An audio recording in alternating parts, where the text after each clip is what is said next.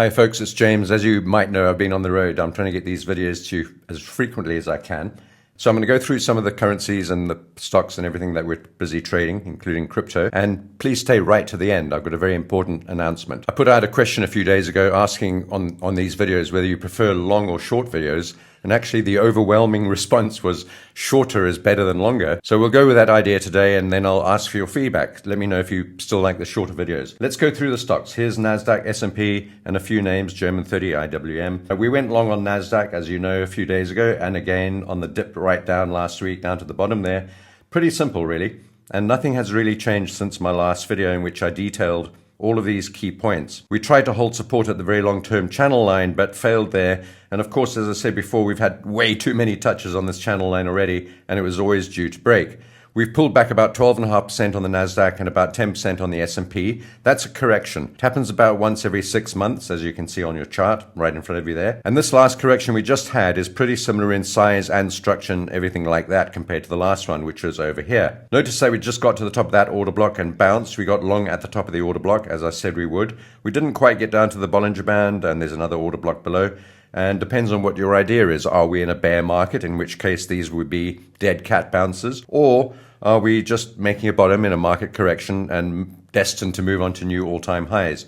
I don't know. I don't think anyone knows. But for now, we're below the channel line, but holding support just beneath it. We'll have to wait to see how that goes. We're in some profit on that second tranche. Let's see what happens today. Remembering we've got PPI and core PPI today, which are as important, probably, although the market might not recognize it as the CPI. Same thing on S&P, a little bit more clear, and we went long as well on the S&P. Just bouncing into the order block, that's a 10% correction. Perfectly natural, healthy, normal. This is what markets do. It does not mean we're in a bear market. If we don't hold here and break down through that order block down towards these supports, it does indicate we may be approaching a bear market. But we have major supports down here as well, which could equally support this market.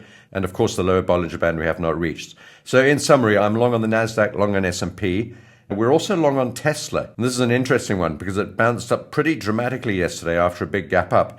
We may have to fill that gap, although we may have already done so. I think there's a tiny wee bit left there still. But look where Tesla bounced. To the left-hand side, you can see we've got a gap there. Well, two gaps in a row, really. We broke down through the top of the gap. I made a note of it several days ago. We actually got to the bottom of the gap before bouncing. We could have bounced from the top or the bottom. Tops and bottoms of gaps act as support and resistance. It so happens that we bounced off the bottom and not the top, and we've had quite a sharp rally. We got in literally right at the bottom, our last tranche. We do have another tranche higher up than that. And that's all we have on stocks, folks. So let's move on to currencies. I'm long on the dollar yen. That's a pretty simple trade, really. We've reached support, very oversold. I think we just due a technical bounce, at least a correction back to the trend line and the 20-period moving average. Maybe even a stronger correction back up to about 151, 152, and maybe even all the way back up to 154. I don't think so, though. I'm aiming for the downward sloping trend line and the top of this swing high over here, and that would take us back up to about 150. We're trading at 148 right now. That's all we've got on currencies. I do think in general that the dollar index is a bit oversold. Well, very oversold, really. This is not normal, sort of drop off the cliff. And I think we could bounce back up on the dollar index, which will pull the majors down, the euro and the pound, and the dollar yen back up again a little bit. Oh, we do have one more trade I forgot about. Don't forget about this one.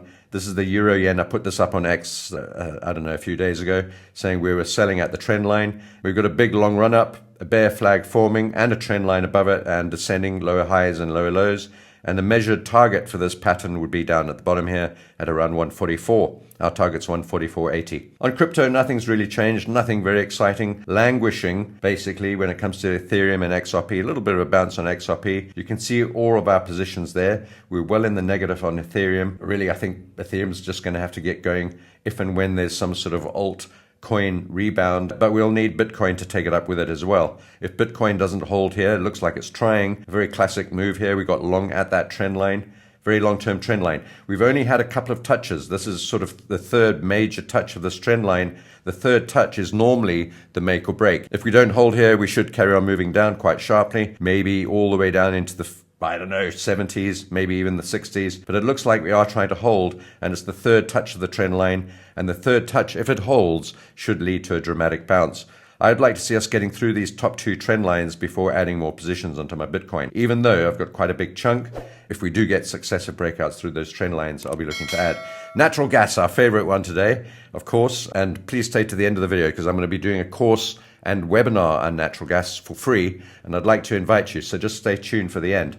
Now, natural gas, I just want to run through this trade very quickly. We got short over there. We then got short over there again, the second tranche. Then when the move started moving down towards this level, and I noticed this reversal pattern forming, I hedged the entire lot.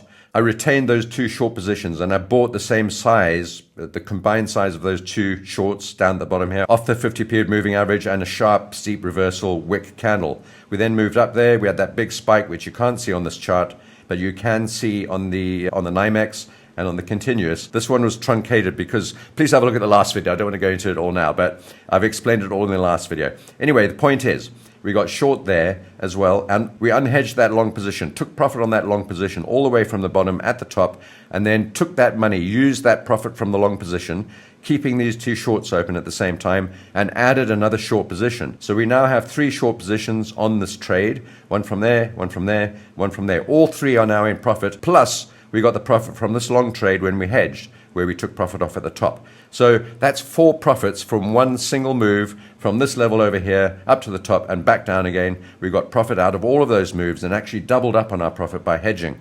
That's what I want to talk to you about in a short while's time when we get to the end of this video, because I'm doing a webinar on natural gas and I'd like to invite you. A free webinar. Now, on oil, a lot of people saying, well, why are you sort of still short on oil? We've been short for ages and ages. These are all the positions we've taken over the months and even now years. But we're now still just in a bear flag, holding at this order block at Moab. Of course, we're going to get some consolidation there. It's a major, major breakdown level if we get it, and I think we will. Moab, mother of all breaks, and I'm looking for a move down to that trend line at the bottom, a bounce back up to the center line, more or less where we are now, underneath Moab. So breakdown, retrace to resistance, kiss it goodbye, as one of my friends mentioned the other day. I like that saying. And then a breakdown through the short-term channel down towards the long-term channel. So much, much lower for crude oil, but it does take time. It's a zigzaggy, messy, manipulated, controlled political instrument, and it's never a smooth ride. But that's our position. We've been like that for a couple of years now. And we're long on uranium. Uranium futures down here still not bouncing, but right in that zone. This is the UX1 Shriek at COMEX. Look where we are. Big order blob there where I've put the green, it's my own blob. There's the 200 period moving average. It's also a long-term 50% retracement level. It's also a previous swing high. This is uranium, looking for a move back up to recent highs and then much higher. I'm still very enthusiastic about uranium. And then VIX, well, we sold VIX on, when was that? I don't know, Monday or Tuesday. We sold VIX after that spike up. And if these stock markets do move up, as I think they might, they've got a good chance, then VIX should move down. This move was a little premature, this move up, compared to what I thought would happen, but we did get in on this long trade. We took profit just above 20, and now we're short for a move back down to these moving averages and the regular resting place of VIX in, I don't know, 15, something like that, in that region. In this last minute, I just want to let you know, this is the exciting news. I'm holding a webinar next week on Tuesday, and I'd like to invite you. There'll be a link going up around the internet, in the interwebs, in the ether, which my team will send out. So keep an eye on your mailbox, keep an eye on in the private group if you're a member of my private group, and also make sure to subscribe to this channel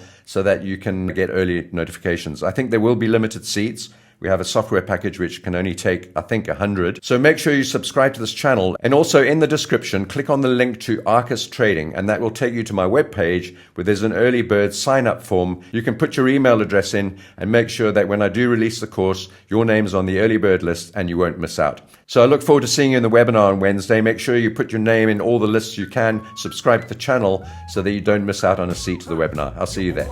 Sharp, rub me mince pies. Quick butchers at the charts, markets on the rise. The footsie's jiggling, the cable's tight. It's all apple and pears, gotta trade it right. Pulled out me dog and bone. Oi, what's the news? There's a breakout brewing, mate, don't hit snooze. I'm in with a pony, keeping stops real snug. On the ladder all morning, sipping builder's mug. Tick-tock, governor, the market don't wait. Scalp that bread and dodge the dead weight. Bull or bear don't matter to me. I'm a London trader, slick as can be.